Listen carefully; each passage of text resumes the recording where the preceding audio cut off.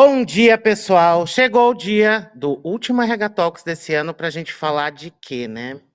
Planeja, RH, planeja. A gente sempre reclama que fica fora do planejamento estratégico, que a gente não é chamado, ou quando vai para aquela reunião, parece os C-levels lá, parece o Pink e o cérebro, lá querendo dominar o mundo, e a gente muitas vezes está igual os pinguins de Madagascar, né? Só sorri e acene sentadinho na mesa. Mas a gente vai falar bastante sobre como planejar é importante para que a gente não passe o ano que vem inteiro apagando incêndio ou sem medir aquilo que a gente está fazendo, que é o mais importante. Às vezes a gente está fazendo 50 coisas durante o mês, quais delas deram resultado? Tanto para a nossa carreira, para a nossa área e para a empresa como um todo. E aí, só para a gente começar, os recadinhos paroquiais, que eu sei que vocês adoram saber, o certificado. Ele vai ser liberado amanhã aqui na plataforma, a partir do meio-dia. Você pode baixar, compartilha lá no LinkedIn, marca a gente.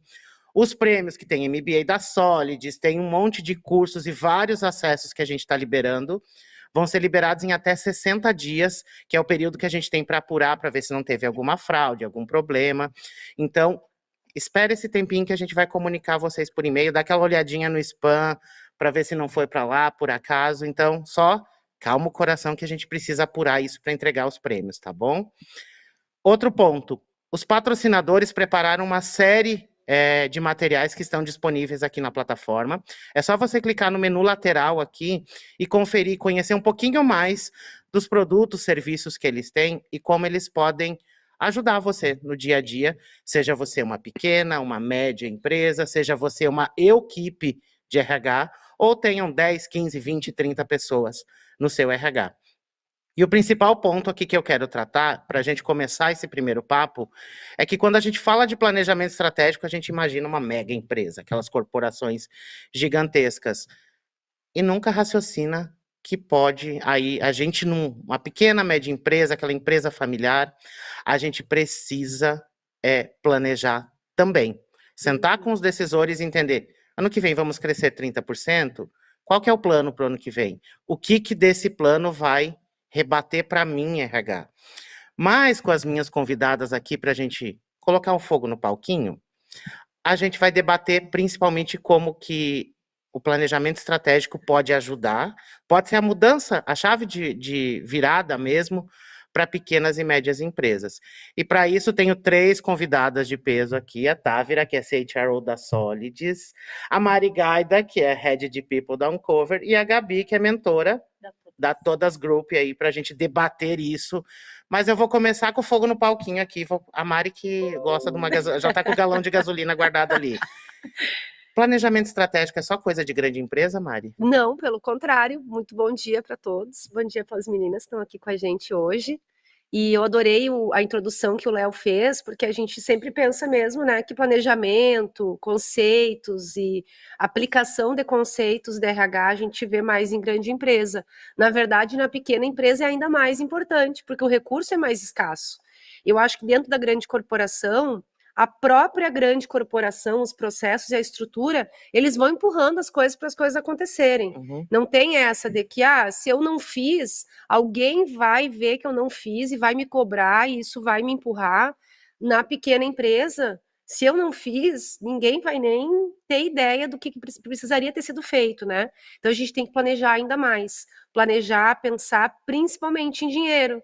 E aí a gente fala assim, RH, é pessoas, não. RH é dinheiro quando a gente está falando em planejamento estratégico. É falar em contratações, é falar em contratação de fornecedores, e não é fornecedores para um evento específico, para um tema específico. São fornecedores normalmente de sistemas que a gente vai pagar o ano inteiro. É um contrato de um ano inteiro. Então não adianta eu contratar uma solução que talvez me atenda no primeiro mês do ano de 2025, chega em dezembro, eu já não estou nem mais usando aquele software. Então é um planejamento realmente muito detalhado, porque está conectado com um dos principais recursos que a pequena empresa menos tem, que é dinheiro. Então, muito mais importante, eu acho, até a gente planejar em empresa pequena do que em grande corporação. Gabi, você que está nas andanças de mentoria aí com a Todas, o que você tem visto disso? O RH da pequena empresa, ele tem o hábito, primeiramente acho que é o hábito de planejar. Segundo, é o tempo. Muitas vezes a gente está sendo engolido pela rotina do dia a dia, e fala, ai, não tenho tempo. É o hábito ou é a falta de tempo? O que você tem visto nas mentorias por aí? Primeiro, obrigada pela participação, pela oportunidade. Super prazer estar aqui com vocês, meninas, e com você, Léo. O que eu tenho visto hoje é que eu já trabalhei em grandes corporações, como a Johnson & Johnson, a Serasa Experian, e agora eu estou, né, como mentora da Todas, mais com pequenas e médias empresas. E o que a gente tem visto é que, na verdade, às vezes o RH das pequenas e médias empresas não é que eles não fazem por hábito ou falta de tempo, é que eles se adaptam à medida que as coisas vêm e vão fazendo meio que atropelado, sem colocar talvez um tempo para parar e refletir. E isso faz muita diferença, Gabi, né? Porque Gabi, eu vou pedir só que você chegue um pouquinho mais próximo do microfone. Isso. Obrigado. Então, para realmente, assim, a gente precisa olhar para isso, para parar e refletir. E por que isso é importante, né, no final do dia, para pequena e média empresa e até para grande empresa? Porque a gente tem que entender para onde a gente está indo. É um turnaround? É um crescimento muito acelerado? É uma redução de custos? Ou é alguma coisa completamente diferente? E como que isso impacta a estratégia de pessoas, né? O que eu vou precisar contratar?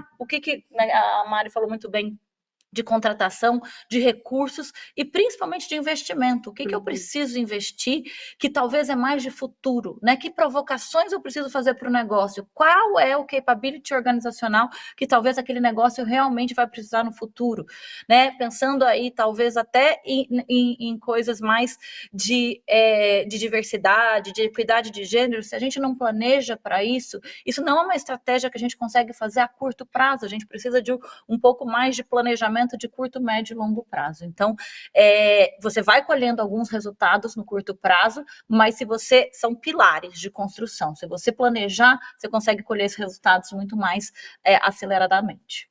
E aí a Távira, digamos que é uma híbrida, né? Porque ela está numa empresa de tecnologia que a especialidade é fornecer soluções para pequenas e médias empresas, mas ela também está dentro do RH. E aí, como é que você percebe nesse mundinho híbrido que você vive? Tô com um pé ali na solução e um pé atuando frente ao RH. O que você percebe desse universo de planejamento? E como que você procede com o seu próprio planejamento lá dentro, né? Primeiro, muito obrigada, Léo, pelo convite. É uma satisfação estar aqui com a Mari e com a Gabi. E usar esses chapéus diferentes é um grande desafio também, né? Porque a gente tem que olhar para dentro e olhar para fora, mas é muito bacana, porque você está sempre antenado aí também no mercado. Que eu percebo? Eu percebo ainda os profissionais de RH desvinculados do entendimento da estratégia. Então, esse planejamento, às vezes, muitas das vezes, ele não vai ser eficiente. Por quê? Como a Gabi trouxe aqui para gente, a empresa ela é um scale-up. O que ela está pretendendo para o próximo ano ou para os próximos 2 anos? Ela pretende abrir outras praças? Ela pretende terceirizar algum tipo de mão de obra? Ela pretende trazer uma outra vertical para o negócio? Então, se você não sabe, enquanto profissional de RH, esses primeiros pontos, você está distante. Então, o seu planejamento ele não vai conversar. E outro ponto que eu vejo muito são os profissionais de RH não olhando para os resultados de indicadores. Então, assim, quando você vai planejar a estratégia de pessoas, porque essa estratégia de pessoas ela não é do RH, ela é da empresa. Você planeja para todas as áreas irem na mesma direção. Então, quando ela vai planejar a estratégia de pessoas e ele não tem a resposta de engajamento, ele não tem os resultados do ENPS, que é o NPS, a taxa de promoter do employee, que são os empregados. Então, quando ele não tem esses dados e ele não tem os dados de cultura, o que acontece? Acontece resistências culturais vinculadas a planejamento estratégico. E aí é uma provocação que eu acho que também é importante que a gente faça. A gente às vezes não sabe fazer ou não consegue, mas a cultura da empresa às vezes nem ela se planeja. Tipo, só vai naquele modo. Vai chegando e vai acontecendo, e aí nisso acaba, preciso contratar 20 pessoas para semana que vem. Preciso não sei o que, promover alguém para liderança. Preciso, mas também não preparo. Muitas vezes a gente vai ter que educar esse líder também para que ele faça o seu planejamento, para que a empresa tenha um planejamento. Principalmente quando a gente vai para o universo de empresa familiar, planejamento, assim, me corrijam se eu estiver errado, mas boa parte das pequenas empresas familiares não tem planejamento nenhum, até porque muitas dessas pessoas empreenderam não por vocação ou por desejo, foi necessidade, aconteceu e foi indo. Então, acho que é o passo da gente comunicar também para essas pessoas que planejamento é importante, vamos crescer. Crescer é só contratar? Crescer é ferramenta? Crescer, qual ambiente que essas pessoas vão estar? Então, a gente cobra muito da liderança, mas a gente também precisa educar essa liderança sobre esses pontos para que a gente expanda a visão delas. Então, boa parte, quando eu, no RH Summit, por exemplo, estava lindo no palco eu ver diretora do RH da Google. Diretora do RH da Google deve ter umas 50 pessoas no RH dela. O diretor da IBM, o diretor... Tá, mas aí me ficou a pulguinha. Falei, e numa pequena, como funciona? Como que um RH age dentro desse lugar? Eu acho que é muito sobre o contorno, Léo. A gente tem muito essa ideia de que, se eu falar para ele que se não planejar não vai dar certo, ele vai entender. E não é assim. E aí a gente tem essa tendência de sempre entrar em conflito, da gente bater de frente, quando na verdade a gente deveria estar fazendo o contorno estrategicamente para fazer com que esse erro que aconteceu hoje não aconteça mais no futuro. Então, vou dar um exemplo aqui mais prático, né? Empresas que têm dificuldade em trazer mais diversidade em etnia e raça. Não adianta chegar para o líder que, para ele, e isso é a realidade que a gente escuta, seja por viés inconsciente ou até consciente, que é uma pena, mas existe no mercado, o líder fala assim, para mim não importa como que a pessoa é, eu só quero que ela seja boa tecnicamente. Somos todos humanos. Quem é que já escutou isso? Não me importa de que cor que a pessoa é, ela pode ser azul, verde, amarela, cor-de-rosa, eu só quero que ela seja boa tecnicamente. Será? E aí a gente tem que contornar isso no sentido de que eu vou estrategicamente apontar candidatos no processo seletivo, pelo menos 40% dos meus candidatos em processo seletivo vão ser pessoas pretas, negras ou pardas, para eu trazer mais etnia, mais diversidade em etnia e raça. Esse mesmo contorno a gente vai fazendo planejamento estratégico. Eu vou fazer a pergunta, o que é a nossa prioridade para o ano que vem? E o dono da empresa vai me dizer crescer, faturar mais clientes em casa, as respostas óbvias. Eu preciso fazer a pergunta um pouco retórica, bem do nosso jeito, que eu já peguei o meu galão aqui de combustível. Eu preciso fazer a pergunta no sentido de, olha, o que a gente vai fazer no que vem? A gente vai engajar quem está em casa? Eu fiz essa pergunta ontem, por isso que ela está fresquinha na cabeça. A gente vai engajar quem está em casa ou a gente está pronto para perder pessoas boas e ter que recrutar de novo? Porque para eu engajar quem está em casa, eu preciso ter melhores benefícios, eu preciso ter reconhecimento, eu preciso ter recompensa, eu preciso ter uma série de pequenas coisas que garantem a magia da relação de trabalho entre o salário e o emprego. Que é a competitividade. Que é a competitividade em relação aos meus concorrentes. Eu sou empresa pequena. A Uncover é uma Martech pequenininha. Com quem que a gente está concorrendo? Com o Google, porque a pessoa que vem do Google... Temos, inclusive, vários ex-Googlers, né, dentro da Uncover, e, da mesma forma, a gente pode perder gente para o Google, porque essa é a qualidade do nosso time. É interessante o que o Léo falou, que a Mari está trazendo, também de comunicação. Porque o nosso papel é até trazer isso para o planejamento estratégico, a importância da comunicação entre as áreas. Perfeito. Porque às vezes a gente vai ter um planejamento estratégico e que as metas, elas são conflitivas. Conflitivas para a própria organização. As pessoas vão trabalhar em silos, cada área vai desenvolver a sua própria meta e não vai olhar o todo da organização. Consequentemente, a receita líquida não vai vir. A gente quer aumentar a margem de lucro diminuindo o custo, e qual é o maior custo da empresa de tecnologia, da empresa pequena? Pessoas. Então, assim, eu quero crescer, eu preciso das pessoas para crescer, e ao mesmo tempo eu quero aumentar a margem, e daí eu preciso reduzir custo. E aí eu faço a pergunta, a gente está medindo a produtividade das pessoas? Não estamos. As áreas estão mensurando a produtividade? A gente está ofertando competências para que as pessoas expandam a produtividade? A gente já chegou nessa fase? É E de uma provocação, forma mais acho que eficiente, sim, né? né? Não, Eu acho. não trabalhando, desculpa, não trabalhando mais, mas trabalhando de uma forma mais eficiente, porque aí a gente entra em carga de trabalho. Ontem falei sobre produtividade tóxica, que é outro problema que a gente Sim. acaba tendo também.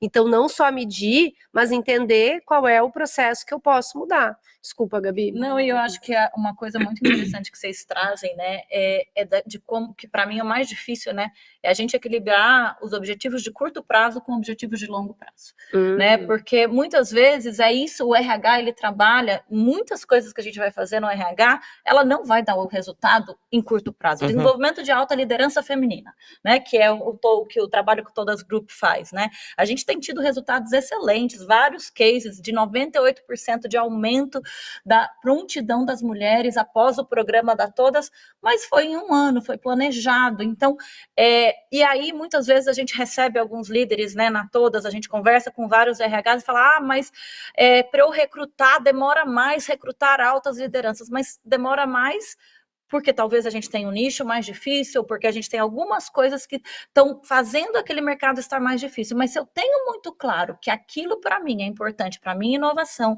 para minha diversidade, para minha estratégia, eu vou arcar com o trade-off, né? Que é essa relação que a gente tem de, tá bom, nesse momento, então, em vez de eu demorar 40 dias para eu recrutar uma mulher numa posição de alta liderança, eu vou demorar 60 dias, é um terço a mais. Mas tudo bem, porque depois essa mulher vai trazer mais resultado no longo prazo. Então, como é que a gente lida com isso também, né? Como é que a gente, como RH, faz as provocações que não são tão óbvias, são provocações um pouco mais sutis para a liderança também. Eu vou pensar essa fala porque acho que colabora muito com o que eu tenho falado esse ano da gente comunicar o que é o RH de uma empresa. Por exemplo, o RH da Uncover, para o CEO da Uncover, ele passou por várias empresas, viu vários RHs. É sentar com ele e perguntar, o que você espera desse RH? Eu espero isso. Tá, isso eu consigo fazer em 3 meses, 6 meses, 1 ano. Comunica o que é o RH da sua empresa.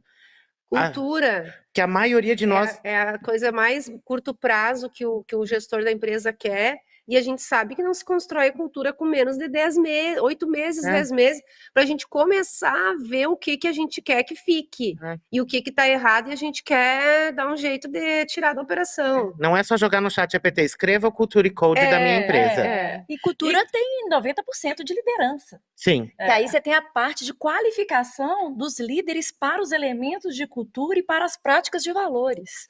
E a cultura, né, gente, assim, eu falo que essa é a coerência, né, porque cultura não é só, quais são os valores, o que a gente acredita, cultura é o DNA, como que aquela empresa toma decisão, tá claro para as pessoas, entre uma prioridade A e B, para todas as pessoas? Para todas as pessoas, qual a cultura me guia, e eu sei que entre A e B, a melhor decisão para a estratégia e para a cultura do negócio é A ou é B. Essas culturas, na prática, os comportamentos são coerentes, né? Vou dar um exemplo super claro para a gente, né? Quando a gente fala de equidade de gênero, que eu estou agora especialista nesse assunto, entrando mais na Todas, a gente vê várias, vocês já devem ter ouvido falar também, meninas, a teoria do degrau quebrado, né? Então, eu não sei, tem uma pesquisa recente da McKinsey Report, que saiu em 2023, que 40% das mulheres talentos estão pretendendo no próximo ano sair do mercado de trabalho. Então, isso significa o quê? A gente contrata 10% a mais de mulheres, às vezes, para poder fechar essa conta da equação de trazer mais diversidade, mais inclusão, mas eu tenho uma retenção que não está acontecendo. Eu tenho 40% das mulheres que estão querendo deixar. Então, e por quê? Porque não tem flexibilidade, porque tem microagressões, que é a cultura no dia a dia. Então, não adianta a gente ter programas se a cultura no dia a dia eu não tiver uma liderança que me acolhe na volta da licença maternidade, ou que sabe como lidar com os desafios da flexibilidade de ter crianças pequenas. Então, como que a gente traz esses comportamentos que são a cultura viva no dia a dia para a liderança, para ela entender o impacto disso? É interessante, eu acho assim, eu já pratico isso, talvez isso seja uma boa prática para as PMEs também, para as pequenas e médias empresas. A gente passar como responsabilidade no planejamento estratégico a taxa de desligamento pós o período de experiência para cada liderança. É porque ele acha que foi um caso isolado. Uhum. A gente passar como responsabilização mesmo, dentro dos KPIs dele, Uhum. colocar uma responsabilização para ele o seguinte: a taxa de desligamento que você teve pós o período de experiência. Por quê? Fala muito da empresa, mas fala muito do líder. Uhum. É. Como que está o processo de engajamento que ele está passando para aquele colaborador? Como que está a clareza da comunicação, a transparência no feedback, Uhum. as orientações ou as desorientações, né? É. E aí eu vou pegar que a gente sente com esse líder e explique por que que eu tô apontando isso. Não é simplesmente mandar um relatório para ele e falar, você tá errando aqui. Porque muitas vezes o que ocasiona essa guerrinha que a gente vê. A liderança culpa o RH culpa a liderança e fica aquele tiroteio e ninguém resolve nada. Senta com esse líder e fala, eu tô te mostrando os indicadores e onde você pode melhorar nisso. Explica. E o que vai acontecer caso não melhore?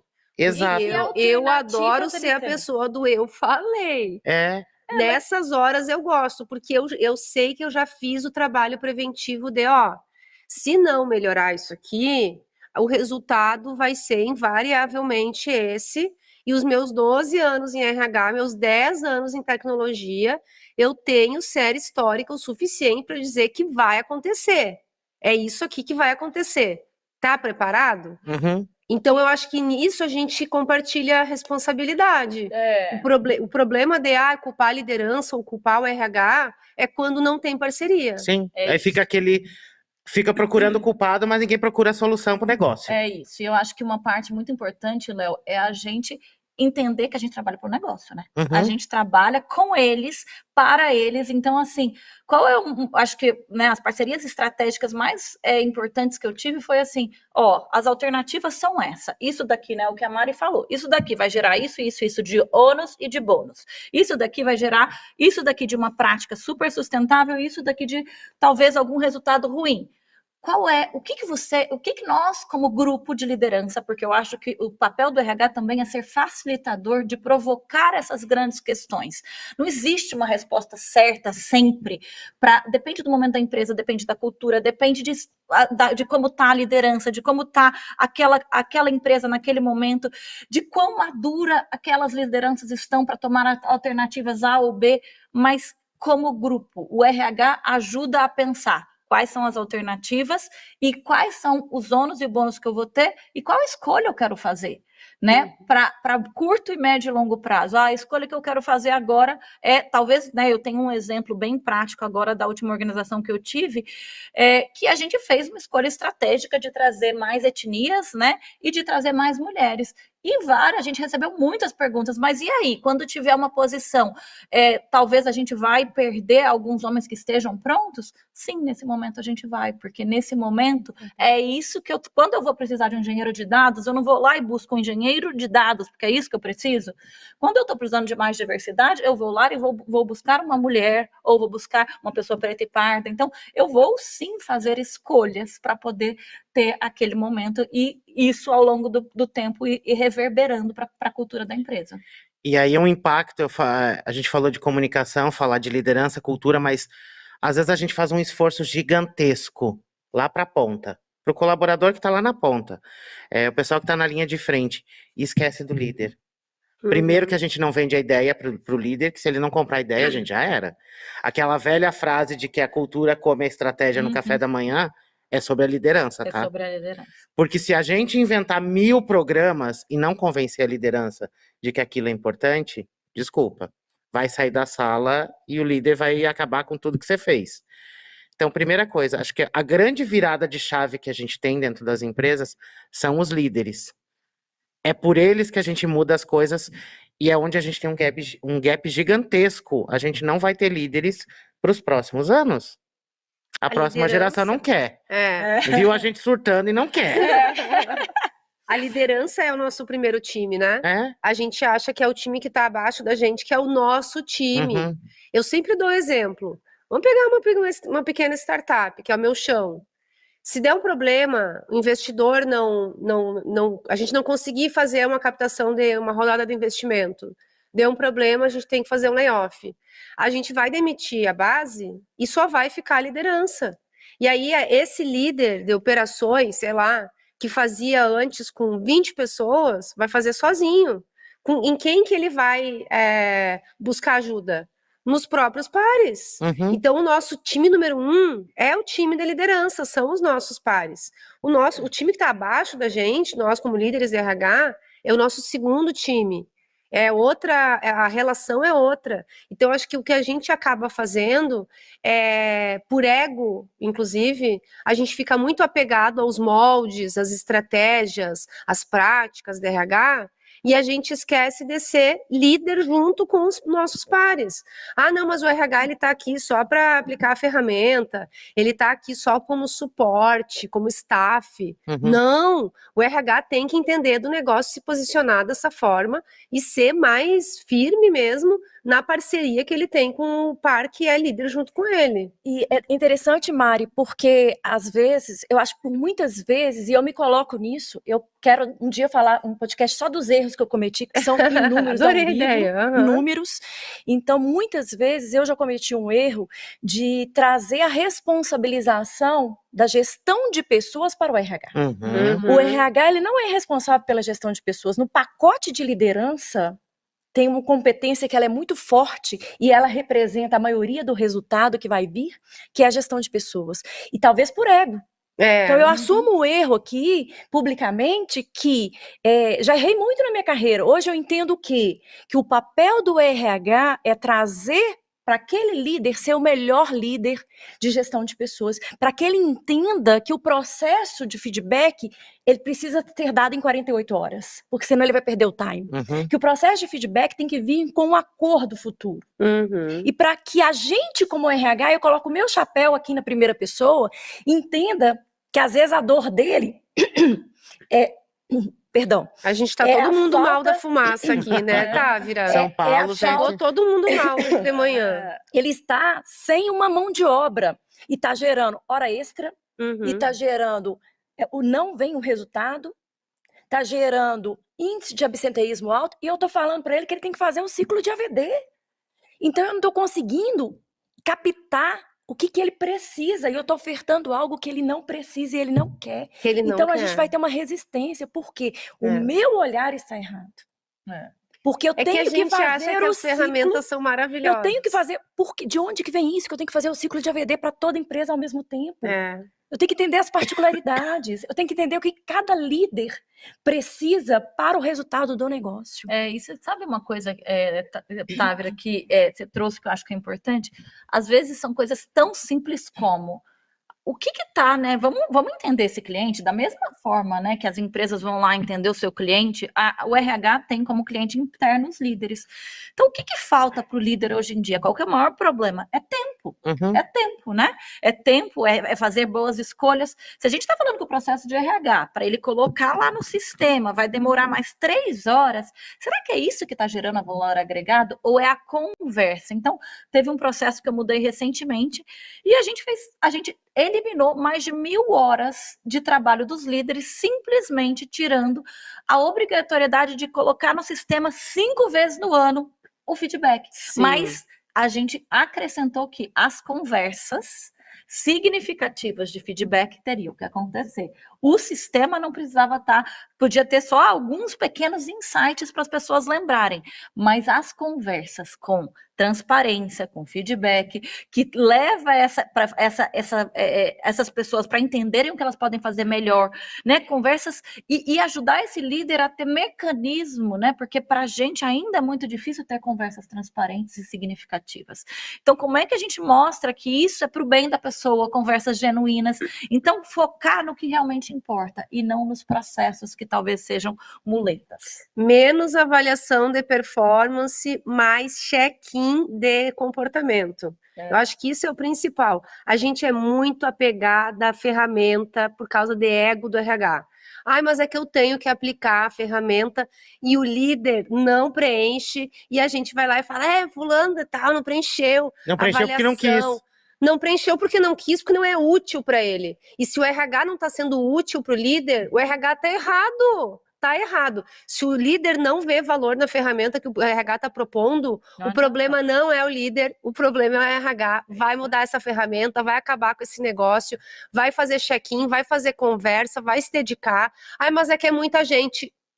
Então é porque as médias lideranças não estão bem dimensionadas. Uhum. Então, vamos parar com essa história de que o RH tem a chave da gestão, porque a gente não tem. Ninguém é tão bom assim. Uhum. Vamos nos recolher dentro das nossas possibilidades e vamos entender que se o líder não está engajando com a ferramenta, o problema não é o líder, é a ferramenta. É a gente que está errado, a gente tem que voltar, revisar, pensar em outra forma, mas a gente é muito apegado aos moldes do que a gente vê no mercado.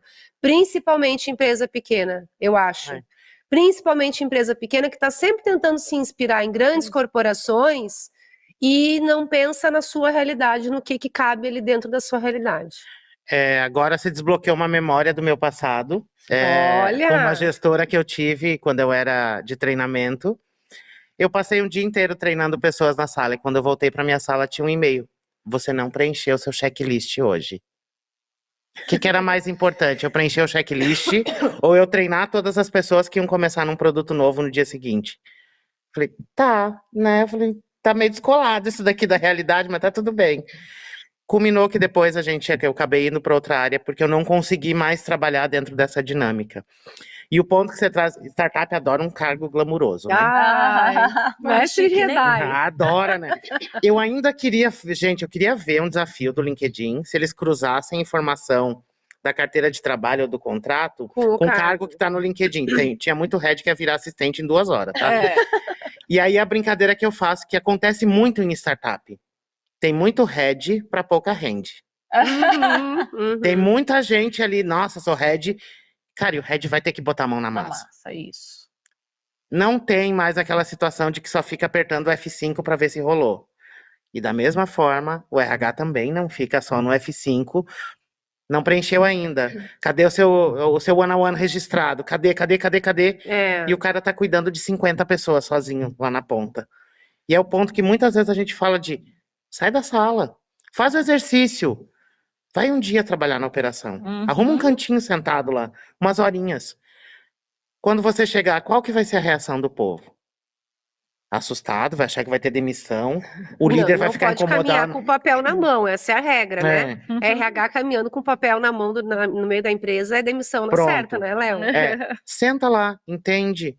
Esse líder vai se sentir incomodado, talvez no primeiro momento, mas explica para ele. Eu tô aqui para entender o que acontece, porque a planilha não me diz tudo. Uhum. O sistema não me diz tudo o que está acontecendo. Na planilha eu posso colocar 100 pessoas para você cuidar. Será que você consegue dar feedback consistente e coerente para 100 pessoas? E aí é a provocação que eu quero fazer mesmo, que a gente pare de ser um RH que se coloca acima da liderança e a gente se coloque ao lado. Nós temos responsabilidades compartilhadas e a gente precisa saber formar alianças. Menos atritos, mas formar mais alianças. Isso vai passar pelo ponto de eu educar. Eu vou usar, por exemplo, uma ferramenta de mapeamento comportamental como da Solids. Líder, vem cá. Para que serve? O que são os 4 perfis aqui? O que isso é importante que você saiba? Educa as pessoas sobre o que você está usando. Não só contratei um software maravilhoso aqui e o líder lá na ponta não está nem sabendo o que é. Recebe um e-mail que daqui a pouco vai para o spam porque nem ele abre mais. E o RH está perdendo 2 horas fazendo relatório para mandar para ninguém usar. Então, nesse ponto voltamos à comunicação, voltamos à liderança e principalmente quando a gente vai para uma pequena e média empresa não vai ter um board. Ela tem uma diretoria, às vezes é um CEO, um CFO e ali um de tecnologia, talvez. Fica bem mais restrito. Será que essas pessoas entendem de gestão de pessoas? A Ana Tomazelli, que é uma das palestrantes que vai estar com a gente amanhã, ela falou que um CEO não deveria chegar nessa posição sem entender de gente. Concordo. Não deveria, mas Acontece. é raro, mas acontece com frequência. E a gente vai precisar educar, porque se lá em cima ele não entendeu que pessoas fazem diferença, não adianta você revirar a liderança do lado avesso, mudar processo, mudar forma de contratação. Ele não entendeu, ele não vai te validar. Um CEO que não valida o RH Não adianta, a gente fica nessa coisa de só tô aqui para contratar, para rodar folha de pagamento, porque ele não entendeu que é uma área que está ali para ajudar. É uma área que eu preciso ter. E sabe uma coisa que eu acho que a gente precisa falar mais sobre?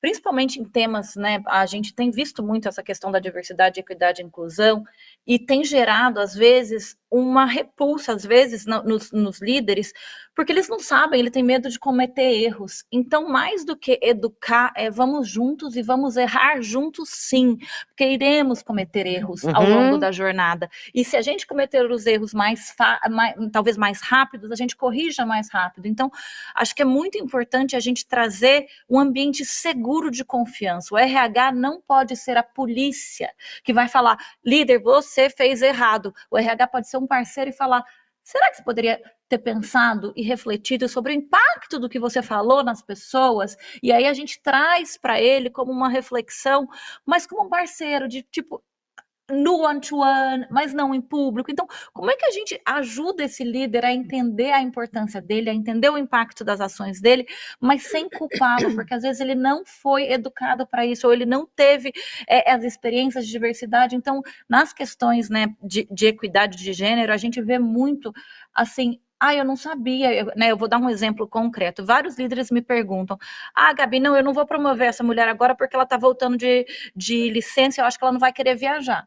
Aí a primeira pergunta que eu faço é, você perguntou para ela? Não perguntei, mas eu tô pensando no bem-estar dela.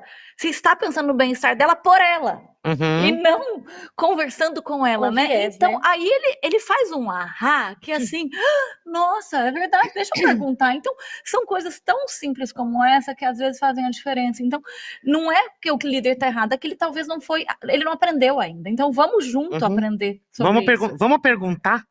Eu acho que ele aprendeu do jeito dele. Eu vou um pouco em outra linha aqui, Léo, de que eu acho que todo líder acha que é bom um gestor de pessoas. Sim, também. Gente, eu nunca conheci um CEO, um founder que acha que não é bom em gestão de pessoas ou que não se interessa pelo assunto. Tem alguns que não se interessam pelo assunto do jeito que a gente coloca, porque é chato o jeito que a gente coloca. E aí tem a separação do que é RH e departamento pessoal, que eu já ouvi várias vezes que é o mal necessário da empresa, e é uma burocracia. É chato fazer departamento pessoal, mas é uma burocracia necessária para garantir direitos dos funcionários e bem-estar e outras coisas que são relevantes. Quando a gente está falando em gestão de pessoas, em liderança, em pensar carreiras de quem está junto contigo ou abaixo de ti, pensando aí no CEO da empresa ou no founder, eles têm com os próprios conceitos deles. E, infelizmente, às vezes a fonte é ruim. Às vezes a fonte é coach do LinkedIn, que eu sou anti-coach de LinkedIn, porque normalmente são pessoas que não têm formação, não têm preparo, mas soltam meia dúzia de frases de impacto e convencem o CEO e o founder. Então, eu acho que o problema não é que eles não sabem fazer gestão de pessoas. O problema é a fonte que eles estão bebendo para fazer a gestão dessas pessoas, que provavelmente está desalinhada do que é um crescimento com diversidade, equidade e inclusão, do que é um crescimento equilibrado, pensando em dar oportunidades para todos. Eles acabam agindo no favoritismo de algumas pessoas que têm um estilo de liderança mais próximo do deles, muitas vezes mais agressivo, e a gente não está falando só de dinheiro, a gente está falando de dia a dia, de comportamentos, de fazer as conversas que a gente não faz, as conversas difíceis que a gente deixa para depois. É sim papel do RH chamar e fazer as conversas difíceis, com muito carinho, com muito cuidado, com muito acolhimento, com muito profissionalismo, mas tem que falar para a pessoa, tá errando, tá ruim, o jeito que tu tá agindo, o jeito que tá falando com as pessoas, tá deixando as pessoas constrangidas. É esse o nosso papel de RH. Eu ainda acrescento aqui, Mari, assim, além de falar, eu vou pegar os dados da entrevista de desligamento, perfeito, anonimizar, e vou falar o seguinte, de tantas pessoas que foram desligadas no período X% reclama desse tipo de tratativa ou de não tratativa. Ou um tipo de favoritismo que apareceu. Não estou tirando debaixo do braço. Eu estou me fundamentando em dados e apresentando para ele. Olha o que a gente tem. Coincidentemente, nesse período aqui... mas quem falou? Quem? Porque foram mais de um. Uhum. E aqui tá anonimizado. Uhum. Então, ao mesmo tempo disso, aí eu vou trazer o contraponto do que eu estava falando, que a gente estava falando agora. Eu vou trazer sempre Távira, né? Primeira pessoa, porque é difícil a gente falar nós e eu colocar um monte de gente aqui, então eu vou falar Távira. Quantas vezes eu criei burocracia? Aham. São processos burros. Pode me colocar também, tá, Vira?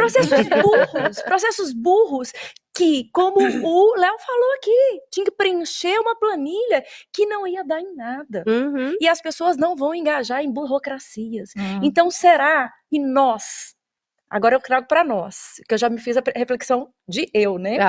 Não estamos sendo um quebra-mola na vida dos líderes, ao invés de ser uma estrada de alta velocidade? A gente não está sendo um excesso de buracos e quebra-molas que vem fazendo processos que vão atrapalhar o dia a dia e que eles não estão vendo valor. Porque quando você faz um processo, e o Léo falou, você senta primeiro com ele e fala assim, olha, você fez a análise do perfil comportamental, você tem uma tendência de ter uma redução de 43% na sua taxa de rotatividade.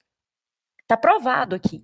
Todas as pessoas que fizeram o processo seletivo com o perfil, elas têm um engajamento e um tempo de permanência mais de 1 ano. Com 1 ano se paga. Então a gente já viu que o custo investimento do ROI trouxe. Então acho que a gente precisa, eu tô muito com a Mari e com a Gabi no sentido, a gente precisa saber mais de CAC. Qual que é o custo de investimento para você atrair ali o consumidor? Quanto que você está investindo nele? A gente precisa muito mais saber de métricas de negócio e entender as métricas da área, do seu negócio e ver como que você pode ofertar soluções para que ele acelere o resultado. É falar o mesmo idioma. Exato. E aí eu vou falar a fazer a mesma provocação do que eu falei bastante no RH Summit, do que eu ganho e o que eu perco. Quando a gente fala, por exemplo, diversidade, equidade, inclusão, melhorar clima, cultura, não vai melhorar a marca empregadora. Tá, e o que eu ganho e o que eu perco com isso? Isso. Ah, não, mas vai melhorar a reputação da empresa. O que eu ganho e o que eu perco com isso? Ah, eu vou contratar mais fácil. O que eu ganho e o que eu perco com isso? Chegamos em dinheiro, resultado de negócio, 43% a menos de rotatividade. O que isso gera de dinheiro?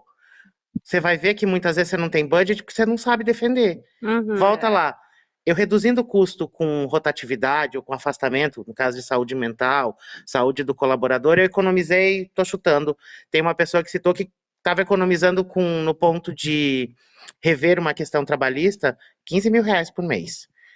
R$15 mil por mês numa PME, gente. É muita grana. A gente paga alguns softwares pra gente usar.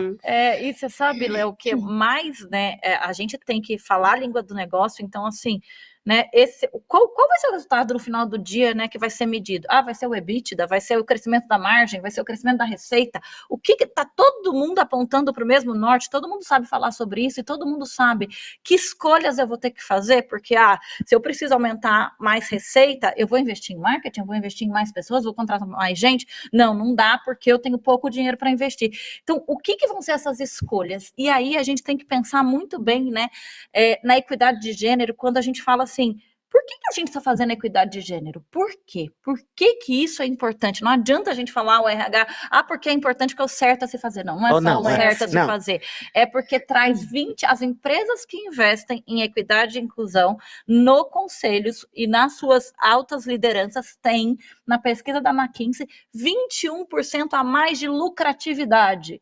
É bastante coisa, né, gente? É 1/5 da lucratividade da empresa se ela for mais diversa. Então, é muito impacto no resultado. Então, não é porque é o certo, é porque traz mais dinheiro, traz mais inovação, traz mais resultado. E agora a gente está chegando naquela época gostosa do ano, que a nossa caixa de e-mail vai ser recheada de conteúdos escritos tendências de RH para 2025. Como se a gente não soubesse, né? Eu chuto que das 10, umas 5 já não são tendência, já deviam ser prioridade ou necessidade desse RH. E nessa hora, eu vou ser bem crítico e pedir que vocês usem um filtro. Olhem para aquilo lá se realmente é uma necessidade do seu negócio, se cabe no seu cenário e, principalmente, saibam olhar o marketing dessas coisas. Será que é um e-mail que está querendo te convencer de algo para que você compre outro algo? Ou realmente é baseado numa pesquisa de uma instituição que foi rodada em vários países? Mas, outro ponto, que a gente olhe pesquisas brasileiras. a gente vem, vocês falaram de produtividade tóxica, a gente tem positividade tóxica, e durante muitos anos a gente mirou o nosso mercado de trabalho. Porque no Vale do Silício é assim, porque lá eles fazem desse jeito, porque lá acontece desse jeito. Os Estados Unidos é outro mundo, Outra cultura. outra realidade, outra cultura, outro tipo de gente. O RH brasileiro tem, sim, muitos cases que a gente pode olhar para cá e aprender, mas aprender o que serve para o meu dia a dia. Não fazer copia e cola. Daquilo que eu tô vendo, da Távira falando, da Gabi, da Mari, o que cabe para mim, para Muito minha importante. realidade, para o meu negócio onde eu tô inserido. E não simplesmente sair. Não, porque a Mari falou que eu tenho que fazer agora, que eu tenho que acabar com as planilhas tudo. Pronto. Não é bem assim, né? É adaptação de Calma. modelos, né, Léo? Eu acho que isso é o mais importante. Pegar um conceito, pensar numa metodologia que possa me dar vantagem, que possa me dar dados, que foi uma coisa que a gente trouxe tanto aqui nessa conversa, que eu consiga fazer essa relação junto com o negócio. Antes de eu fazer esses treinamentos com o time de liderança, como que estava o nosso nível de engajamento e qual que era o nosso faturamento. E agora, como que está? E quanto de pessoas eu perdi? E a perda de uma pessoa, quanto que deu em carga de trabalho? Então, fazer essas relações é muito mais importante do que a gente pegar um modelo pronto de uma grande corporação fora do Brasil, que não tem nada a ver com a nossa cultura. A nossa cultura é a cultura da conversa. Se eu for para o escritório e alguém falar comigo, eu fico 2 horas falando sem parar no trabalho. Eu sou uma mulher tagarela, gosto de conversar. Então, eu acho que a gente tem que começar a pensar nisso e aplicar isso dentro do nosso dia a dia, da nossa rotina, das nossas possibilidades. Inclusive, isso é um estudo americano recente, de que muitas das grandes empresas americanas que voltaram para o escritório, o retorno para o escritório não deu certo. Diminuiu o engajamento, diminuiu produtividade, diminuiu receita. A gente está aqui fazendo o quê? Copiando os mesmos modelos. Então, eu acho, estou profetizando aqui, eu acho que a gente ainda vai ter várias rodadas de discussão, por exemplo, sobre o trabalho remoto e híbrido. E aí a gente não cria a nossa própria identidade como empresa. E principalmente como empresa pequena. Uma decisão que impacta planejamento num nível absurdo. É dinheiro, é espaço físico, é como é que eu vou fazer o engajamento com o time, é rotina de time, eu tenho espaço para todo mundo sentar, eu tenho cadeira para todo mundo sentar no escritório, a empresa cresceu enquanto estava no remoto. Então, são discussões muito práticas, coisas de dia a dia, que impactam um ano inteiro de trabalho. E aí eu vou mais, eu coloco também o valor investido no espaço físico. Tá fazendo sentido? O quanto você está usando daquele espaço físico? Qual que é o seu negócio? Tem negócio que vai fazer sentido ser presencial, gente. Principalmente pequenas e médias empresas. Não, principalmente se ela for muito pequena. Então, se você trouxer de prateleira e tentar colocar na sua empresa, vai dar errado. Perfeito. E aí, outro ponto que eu quero puxar pra gente é que, de novo na primeira pessoa, quantas vezes eu tive várias ideias, eu me classificava como uma idiota. Eu tinha várias ideias, mas eu não concluía essas ideias. Então, adianta eu ter muita iniciativa e não ter acabativa. Vou dar um exemplo prático para a gente entender. Adianta você fazer uma pesquisa de clima com 20 perguntas que vai dar um trabalhão para as pessoas engajarem, e a taxa de engajamento já fala muito sobre... a pessoa não respondeu, isso já fala, isso já é um dado, isso já é um indicador. Quanto que você teve de resposta? Se você teve baixo, já é um indicador que você vai ter que trabalhar. E aí, terminou, todo mundo respondeu, e você não respondeu as análises que você fez com as respostas das pessoas. Elas vão responder outra vez de novo? Não. Então, o que você faz com aquilo que você não tem acabativa, né? Então, eu acho assim, para mim hoje, eu acho que eu me norteio por 2 princípios, a iniciativa e a acabativa. Mas a acabativa com análise, não é acabativa falando, pronto, terminou. Check, só terminei, pronto. E aí guarda na gaveta, o resultado nunca mais mexe, né? Desculpa. Não, e é importante também, né, para as pequenas e médias empresas. Eu trabalhei com grandes empresas e trabalhei em pequenas empresas. E agora eu estou na Todas, que é uma pequena empresa e que atende pequenas e médias empresas. E foi um aprendizado enorme para mim, de assim, sim, a gente tem produto para todas as empresas e a gente tem produtos diferentes para essas empresas. E aí e aí eu falo muito de parceria estratégica. Busque pessoas, né, porque no final do dia são pessoas ou fornecedores que consigam fazer parceria com você, que personalize o produto para você, para o que você precisa, que você possa ser criativo nas alternativas. Então a gente fez, né, acabei de fazer um case com a Todas, que era um programa para uma empresa grande, enorme, que a gente adaptou, fez uma mentoria interna, buscou soluções alternativas dentro da própria empresa, com os mentores da própria empresa, para diminuir o investimento daquela empresa no programa, mas ainda assim ter o mesmo impacto e resultado. Então, é muito importante você ter parcerias que pensem na sua realidade. O que eu já tenho aqui, que eu posso alavancar das minhas fortalezas como empresa? Né? Nessa empresa, nesse caso, eles tinham muitos mentores, muitas pessoas de alta liderança. Então, em vez de contratar as mentoras a todas, a gente vai fazer um programa de mentoria interna, a gente vai treinar esses mentores que já existem e eles vão fazer o programa de desenvolvimento. E no final, as mulheres, 50% das mulheres foram promovidas depois de um ano, com os mentores internos. Então, é possível, se a gente conseguir olhar para essa junção entre o que aquele talvez fornecedor que está te trazendo uma solução tem e como é que eu aplico essa solução no meu dia a dia com investimento e com as coisas que eu posso fazer na minha realidade. Eu vou puxar uma pergunta do chat aqui, que é um dos maiores desafios do novo RH são as questões psicológicas, emocionais, burnout, depressão, estresse e lidar com pessoas que precisam trabalhar assim mesmo. Como lidar com essas pessoas? Aqui a primeira coisa, não é o RH que tem que lidar sozinho com isso. Voltamos na mesma mecânica do que a gente falou de novo. Líderes primeiro. Primeiro que o líder tem que estar capacitado para entender o que é saúde emocional, o que é segurança psicológica. Primeiro ele entender que é sobre ele também. Quem já foi líder de média gestão sabe que é o pior lugar para estar no organograma. Você toma uma porrada da equipe e toma uma porrada do chefe de cima. É verdade.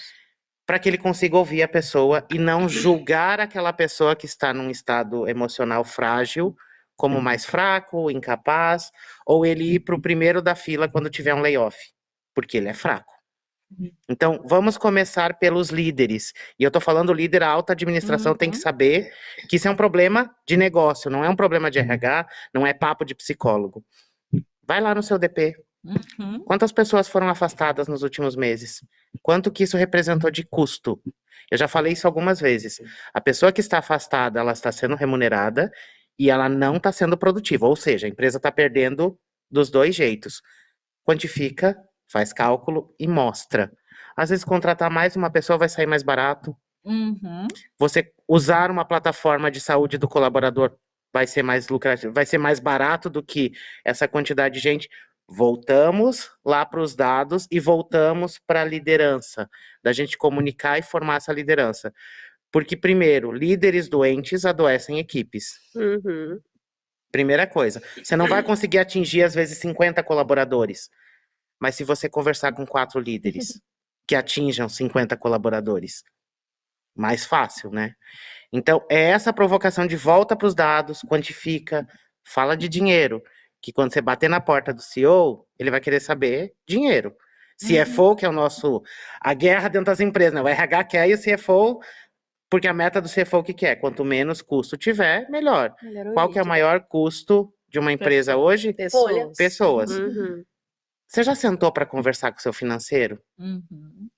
Você já explicou por que é importante? Ou para o próprio CEO, que às vezes o CEO é o próprio financeiro da empresa, dependendo do tamanho. Você já sentou e explicou? Que ele vai olhar, tipo, contratar mais uma pessoa é mais um custo. Mais um custo, porque eu preciso disso e vai diminuir lá na ponta. Conversa. Então... E eu vou acrescentar mais um ponto aí para a pergunta, não sei o nome da pessoa, se tiver aí para a gente falar.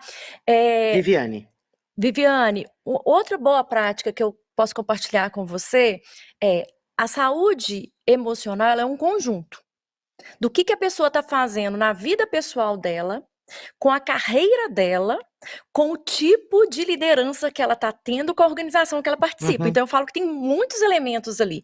Mas o quanto que a gente também está com aquele olhar para o bem-estar da pessoa. A hora que eu falo bem-estar, em que sentido? A gente vem incentivando as pessoas a não se endividarem. Porque quantas pessoas estão endividadas? A gente vem trabalhando questões de economia financeira, de gestão do dinheiro. Às vezes eu falo com a pessoa assim, um exemplo prático, viu, pessoal? Léo aqui e Gabi e Mari. Nós vamos pagar, não nessa empresa agora, eu tenho aí 24 anos de trajetória, eu comecei a trabalhar antes de nascer. Eu falo assim, vamos fazer o adiantamento do salário, a pessoa fala assim, eu não quero. Eu falo, peraí, por que você não quer que adiante o seu salário? Ah, porque eu não sei lidar com isso. Tá, mas a empresa vai estar ganhando dinheiro, vai estar aplicando, você não pode aplicar para você ganha R$100, já é alguma coisa. A pessoa não tem noção disso e ela simplesmente fala, eu não quero que faça o meu adiantamento salarial, porque ela tem desconhecimento de economia financeira, e tudo bem. E o que a gente está fazendo frente a isso? O que a gente está fazendo como um plano, como grupo de corridas dentro da nossa empresa? O que a gente está fazendo sobre alimentação saudável dentro da nossa empresa? O que a gente está ofertando de conteúdo para a galera? Porque é um conjunto, gente. O bem-estar é um conjunto. E eu adicionaria, Távira, que assim, a gente tem que cuidar muito dessa liderança também, né? Porque aí vem uma pressão na média liderança, né?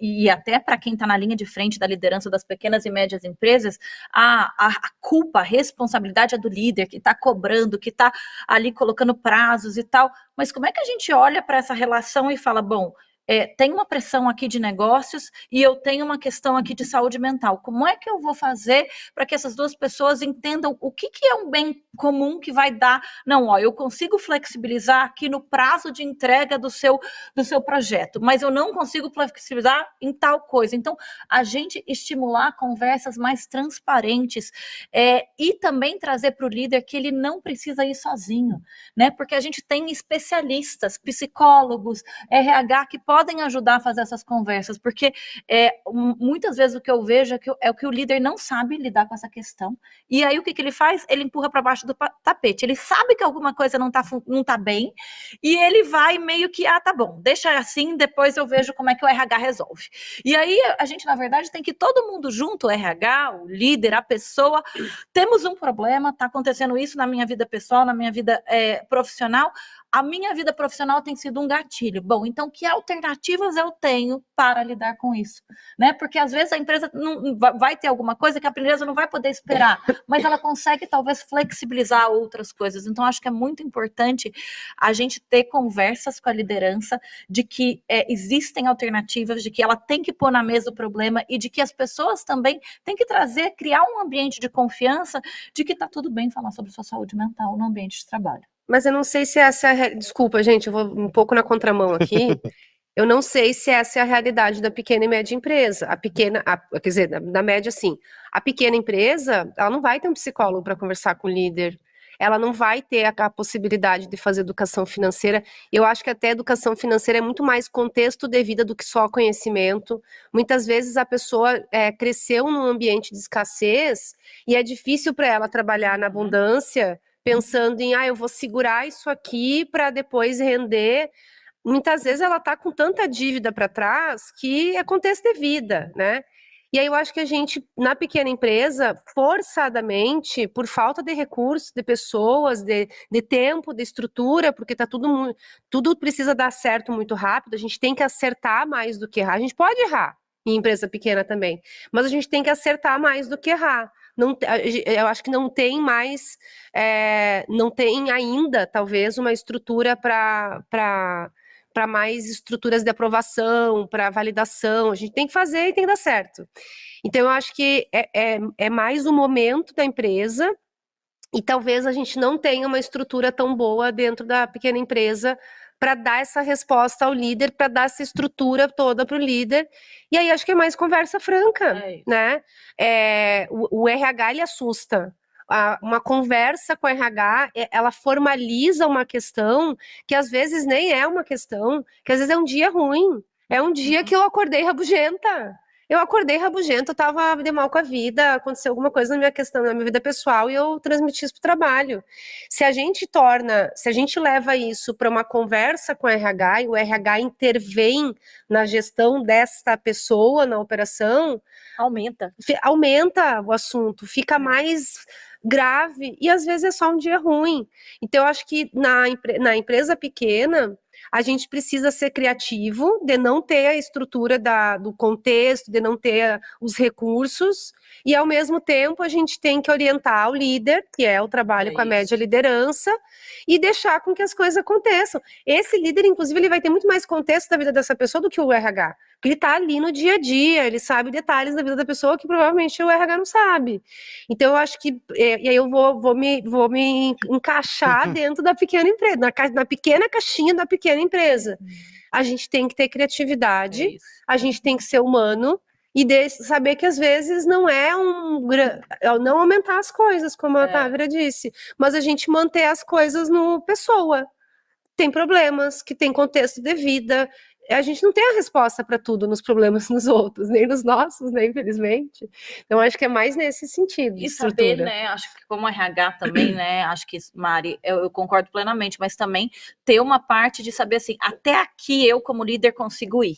A gente também, como RH, tem a responsabilidade de saber, não, isso daqui não é mais problema de RH e nem do líder, isso aqui é um problema de ajuda profissional. E aí encaminhar para ajuda profissional, porque a gente, às vezes, né, vai para o lugar errado.